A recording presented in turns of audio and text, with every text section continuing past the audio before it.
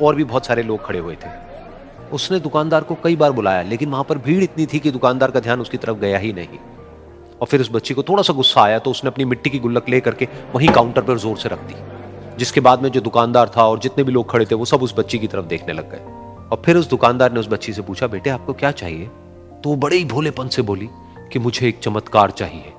ये सुनकर के दुकानदार को कुछ समझ नहीं आया, ना ही वहां पर जो लोग थे उनको कुछ समझ में आया, और सब उसकी तरफ देखने लग गए। फिर दुकानदार ने बोला, बेटे चमत्कार तो यहां पर नहीं मिलता है।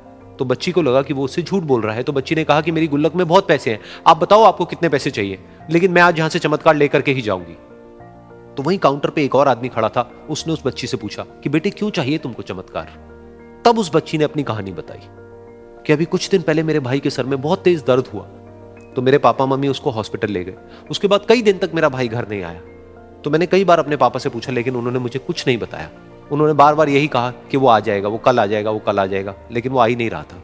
तो मैंने देखा कि मम्मी रो रही है, और पापा मम्मी को कह रहे थे कि उसकी दवाइयों के लिए और उसके इलाज के लिए जितने पैसे चाहिए उतने मेरे पास में नहीं है, अब उसको कोई चमत्कार ही बचा सकता है। तब मुझे लगा कि अगर मेरे पापा के पास में इतने पैसे नहीं भी हैं तो क्या हुआ, मेरे पास में तो है। तो मैंने जितने भी पैसे जोड़ रखे हैं वो सारे लेकर के मैं इस दवाई की दुकान पर आई। फिर उस आदमी ने उस बच्ची से पूछा, कितने पैसे हैं तुम्हारे पास में? ये सुनते ही उस बच्ची ने अपनी गुल्लक उठाई, जमीन पर फेंकी और तोड़ दी, और पैसे गिनने लग गई।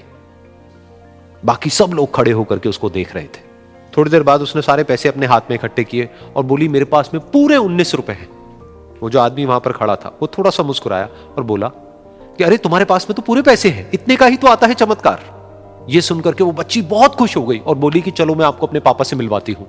बाद में पता लगा कि वो आदमी कोई आम आदमी नहीं था, बल्कि एक बहुत बड़ा न्यूरोसर्जन था, और उसने सिर्फ 19 रुपए में उसके भाई की सर्जरी करी, और कुछ ही दिन बाद वो ठीक होकर के घर वापस आ गया। फिर कुछ दिन बाद वो बच्ची, उसका भाई, उसके पापा, उसकी मम्मी चारों एक साथ बैठे हुए थे और बात कर रहे थे। तो उसकी मम्मी ने उसके पापा से पूछा कि अब तो बता दो ये चमत्कार आपने किया कैसे?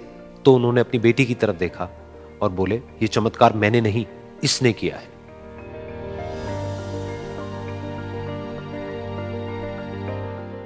तो यहां पर एक बहुत बड़ी बात है जो हम उस छोटी सी बच्ची से सीख सकते हैं कि जिंदगी में कभी कभी ऐसा होता है कि हमको कोई रास्ता नजर नहीं आ रहा होता है और हम लोग हिम्मत हार जाते हैं। तब हमारे अंदर एक बच्चा होता है जो कोशिश करने से कभी भी पीछे नहीं हटता है। वो हार मानने को तैयार नहीं होता है क्योंकि उसको ना शब्द समझ नहीं आता है।